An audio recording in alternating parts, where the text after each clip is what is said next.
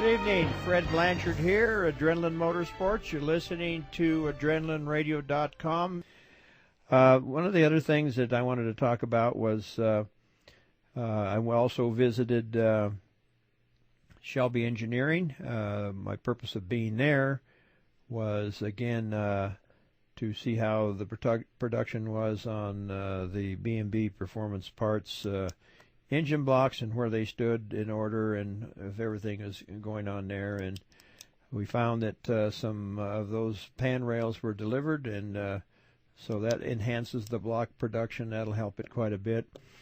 And that's a component that actually you attach your oil pan to, and Aries designed this whole engine concept with several things in mind, knowing that they would have a mishap somewhere along the line. Instead of casting the block as one might to support the main caps further down in the engine, he put what's called pan rails on there, which they bolt two sides of the block, and then they attach themselves to the block, and they attach themselves to the front of the rear of the components that bolt to the block.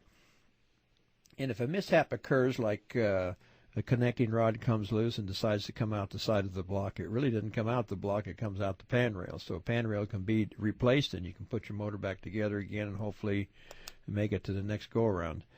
And that was the intent of that particular style of design, and that is what this 8.3 is all about. And by the way, just a point of information, I think this is one of the only engines that ever created where in hardcore racing that you would have a supercharged version of these motors, and you could slide the cylinder heads off without taking the supercharger off or the manifold or anything like that. I don't think there's another product out there that you can do that with, and I found that quite interesting as well, just to know that you could be done. And again, that's one of the Aries designs. That's what brought that all about, and so that's being done there as we speak there at Carroll Shelby Engineering. And in the process of being there, looking at this kind of stuff, had the opportunity to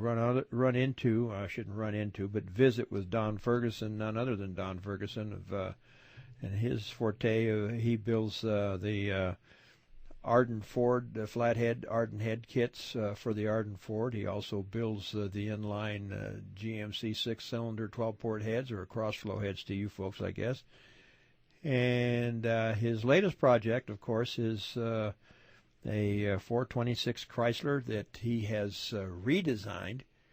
And for those who race, a lot of the Mopar blocks were all wet sleeve, meaning to you that you had to put sleeves in the cylinders, and they had to have O-ring seals to seal them up so they wouldn't leak water into the oil pan and things like that, where Don has taken that whole design that he acquired and making it what they call a dry sleeve application. He spent a lot of money to do that, and it was quite interesting. And apparently the intent is for him to go use it in racing. He's not going to be doing a lot of marketing of it, but that's his intent, is to really put one together and make a real hot rod out of it. And believe me, knowing that it will work, I know that many have run that product prior to Don Ferguson acquiring the rights to manufacture the 426. I think it was before that called the AA500, and the AA stood for Alan Root and Nick Arias and Root.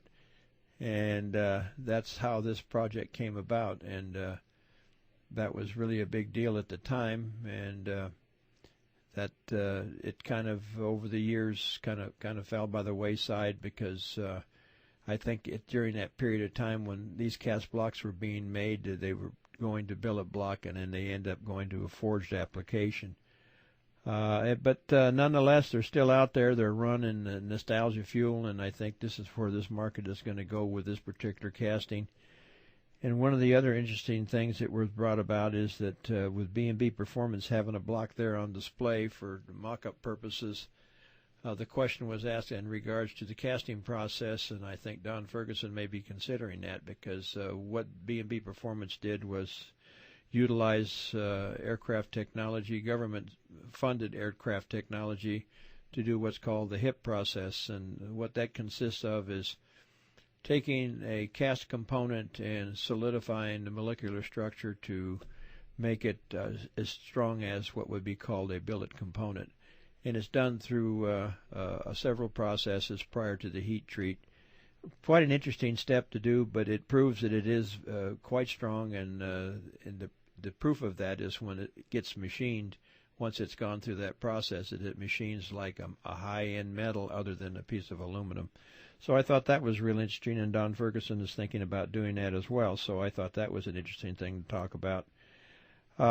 In meeting with him, it was very interesting as well, and then also had the opportunity to go to Foundry Works to continue on with the video that yours truly is trying to put together in how things happen, meaning the manufacturing of an engine block for racing purposes, and how it's done is a casting process. But what people don't get to see is the components that are put together to create the casting cores and forms and things like that, called cope and drag, and then they're made of sand, and then they're put on the floor on pallets, and the result is that once they're sealed with another type of sand, and hot metal is poured into it, which in this case is aluminum.